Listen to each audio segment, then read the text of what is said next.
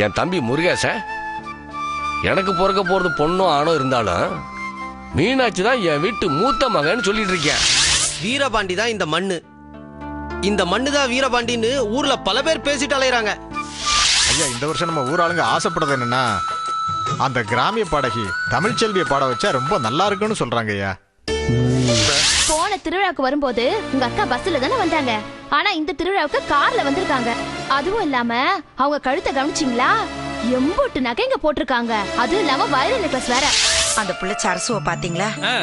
போட்டுக்கிறதுக்கு ஒரு நல்ல நகை நட்டு கூட இல்ல, கட்டிக்கிறதுக்கு ஒரு நல்ல புடவை கூட இல்லாம இருக்கு. பாக்குறதுக்கே ரொம்ப வேதனையா இருக்குங்க. என்ன சித்தப்பு வந்த உடனே வண்டிக்குள்ள உட்காந்துட்ட? இதுக்கா உன்னை போன போட்டு வர சொன்னோம்? வந்து ஏதாவது வேலையை பாக்குறது? வந்து இந்த மெக்கானிக் வேலையெல்லாம் எங்களுக்கு தெரியாதுடா. நல்லா சொன்னீங்க போ. உங்களுக்கு காசு கொடுக்கறதுக்கும் கைப்பாம்பு ஏதாவது எக்கு தப்பா பண்ணா பேக்கால் அடிக்கிறதுக்கு தான் தெரியும். உங்களுக்கு வேற எந்த வேலையும் தெரியாதுன்னு அதான் உங்களை பாக்குற எல்லாத்துக்கும் தெரியுமே. நீ சொல்றது ரொம்ப சரி வண்டு.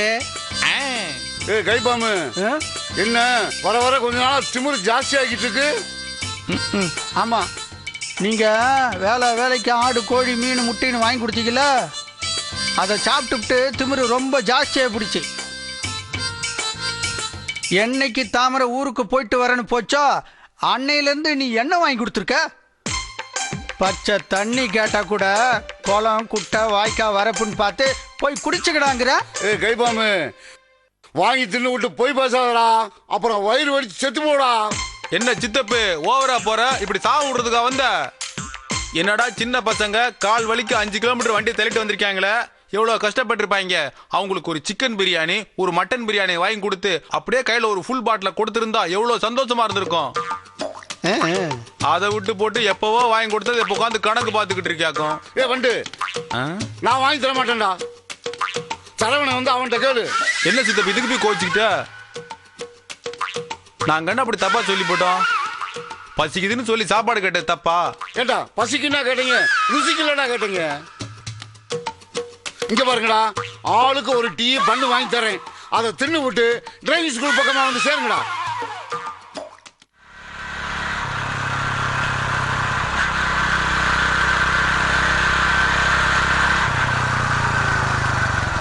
வண்டு என்ன சரவணா வந்திருக்காப்ல. வா மாப்ள. மாப்ள நீ வந்து கைய வச்சாதான் வண்டி சரியாகும். செல்லம் வந்து என்னன்னு பாரு. மாப்ள நீ இல்லன்னு வச்சுக்க ரொம்ப கஷ்டப்பட்டு போவோம். இந்த வண்டி கூட எங்க பேச்ச கேட்க மாட்டேங்குதுன்னா பாத்துக்க. ஏன்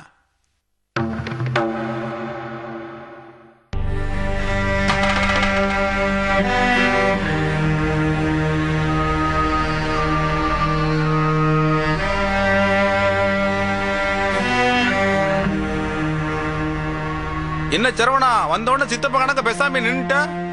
இன்னும் கொஞ்ச நேரம் நாங்கெல்லாம் இந்த வெயில நின்னோம்னு வச்சுக்க உங்க மாமங்கட மீன் கணக்க நாங்கெல்லாம் பொறிஞ்சு போயிருவோம். செல்லம் வந்து உன் கைவனத்தை காட்டு. என்ன சரவணா ஏன் ஒரு மாதிரியா இருக்க? வண்டி செலவு வச்சுமேன்னு கவலைப்படுறியா? கவலையை விடு மாப்பிள்ள, எவ்வளவு செலவானாலும் நான் பாத்துக்கிறேன். தாமரை சொல்லி இருக்குல்ல, மாப்பிள்ள சரவணனு எந்த நிலையிலும் கஷ்டப்பட விடக்கூடாதுன்னு. கவலையை விடியா? அதெல்லாம் ஒண்ணு இல்ல சித்தப்பு. சரவணா இது மாதிரி உம்முன மூஞ்சி வச்சுக்கிட்டு இருக்காதப்பா. முன்ன மாதிரி நீ இல்ல. கல்யாணத்துக்கு அப்புறமா எல்லாமே மாறி போச்சு. எப்படித்தான் இப்படி பொண்டாட்டம் தானே மாறுறாங்களே தெரியலப்பா. வண்டு செத்தன சும்மா இருக்கியா? நிலம தெரியாம பேசிக்கிட்டு. மாப்பிள மன்னிச்சிடுறா. என்னன்னு சொன்னா தானே தெரியும். ஏய், கல்யாணத்துக்கு அப்புறம் எல்லார் மனசுல இருந்த சந்தோஷம் எங்கேயோ போய் இருட்டுல ஒளிஞ்சுக்கிச்சுரா. அதை வெளிச்சத்துக்கு கொண்டு வந்து வரலான்னு போய் எங்க பாட்டி பார்த்து பழைய கதையெல்லாம் கேட்டோம்டா. அப்பவா சொல்லிச்சா? சொல்லிச்சு, ஆனா முழு கதையும் சொல்லடா. அது சொல்றதெல்லாம் வச்சு பார்த்தா என் குடும்பத்துல ஏதோ ஒரு பெரிய கலவரமே நடந்திருக்கு போல இருக்கு. அது மட்டும் என்னன்னு தெரிஞ்சுக்கிட்டான்னு வையே, சின்ன பின்னமா சிதறி கிடக்குற என் குடும்பத்தை எல்லாம் ஒண்ணு சேர்த்து போடலாம். அதுக்கப்புறம் மீனாட்சியும் ஒன்னாயிப்பேன். சரவணா உன் பாட்டிக்கு சொல்ல இஷ்டம் இல்ல, நீ துருவி துருவி கேட்க வேண்டியதானே? கேட்டான்டா, அதுக்கு மேல சொல்றதுக்கு வார்த்தையே வரடா. அதுக்கு நடந்த விஷயத்தை என் குடும்பத்தில் இருக்க ஒருத்தரும் சொல்ல மாட்டேங்கிறாங்க. இன்னும் எத்தனை நாளைக்கு இப்படியே சண்டை சச்சரமா இருக்கிறது? சரவணா, இதான் நல்ல சந்தர்ப்பம். இது வரைக்கும் எல்லாரும் வாயை திறக்காம இருந்தாங்க. ஆனா இப்ப பாட்டி மூலமா அது திறந்திருக்கு. இனிமே எப்படியாவது முழு கதையும் தெரிஞ்சுக்க.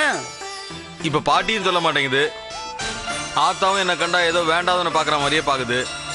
நான் என்னதான் செய்ய? சரவணா, இதுக்கு மேல ஏதாவது தெரிஞ்சுக்கணும்னா உன் மாமன் துரப்பாண்டி விட்ட வேற ஆள் கிடையாது. நீ உன் மாமனை ஒரே அமுக்கா அமுக்கி நடந்த மீதி கதையை சொல்ல சொல்லு. ஏய், நீ வேறடா. இத்தனை நாளா கேட்டுட்டு தானே இருக்கேன். அவரு தான் சொல்லியிருக்காரா? அவர்லாம் சொல்ல மாட்டாரா. அவருக்கு சொல்றது தைரியம் இல்லடா. அப்படி சொன்னா எப்படி சரவணா? இவ்வளவு நாளா தான் சொல்லல, இன்னைக்கு உங்க பாட்டி ஆரம்பிச்சு வச்சிருச்சுல.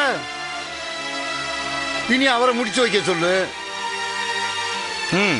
இனிமேலும் அவர் சொல்லலைன்னா காலம் பூரா நீயும் மீனாட்சியும் இப்படி பிரிஞ்சு தவிக்க வேண்டியதுதான்.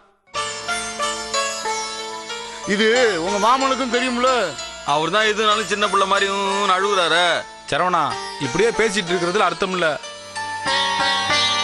நீ நேரா போற உன் மாமன் கிட்ட பேசுற.